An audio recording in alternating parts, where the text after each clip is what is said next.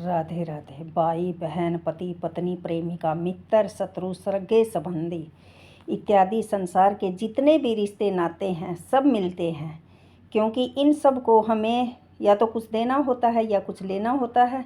वैसे ही संतान के रूप में हमारा कोई पूर्व जन्म का संबंध होता है। अगर जन्म लेता है, जिसे शास्त्रों में 4 प्रकार से बताया गया है।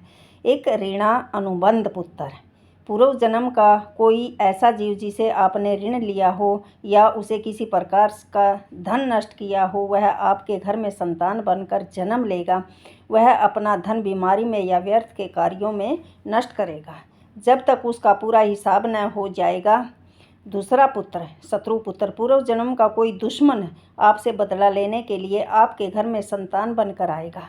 बड़ा होने पर वह माता पिता से मार पीट झगड़ा करेगा या उन्हें सारी जिंदगी किसी न किसी प्रकार से सताता ही रहेगा। वह हमेशा कड़वा बोलकर उनकी बेइज्जती करेगा, उन्हें दुखी देखकर खुश रहेगा। तीसरा, उदासीन पुत्र, इस प्रकार की संतान न तो माता पिता की सेवा करती है न कोई सुख देती है। वह उनसे मरने के लिए छोड़ देती है। विवाह होने पर माता पिता से अलग हो जाते हैं और उनकी चिंता भी नहीं करते। चौथा, सेवक पुत्र, पूर्व जन्म में यदि आपने किसी माता पिता की खूब सेवा की है, वह आपकी सेवा करेगा। ऋण उतारने के लिए पुत्र रूप में जन्म लेगा। जो बोया है वही तो काटोगे। यदि आपने माता पिता की सेवा की है तो आपकी संतान बुढ़ापे में आपकी सेवा करेगी, वरना कोई पानी पिलाने वाला भी नहीं पास होगा। आप यह न सोचें ये सब बातें केवल मनुष्य पर ही लागू हैं। यह 4 प्रकार के किसी भी जीव हो सकता है। यदि आपने निस्वार्थ गाय की सेवा की है, वह भी पुत्र या पुत्री बनकर आ सकती है। यदि आपने गाय को स्वार्थवश पालकर उसके दूध देने बंद करने के पश्चात उसे घर से निकाल दिया है, वह भी ऋण अनुबंध पुत्र या पुत्री बनकर जन्म लेगी। यदि आपने किसी निर्दोष जीव को सताया है, वह भी आपके जीवन में शत्रु बनकर आएगा।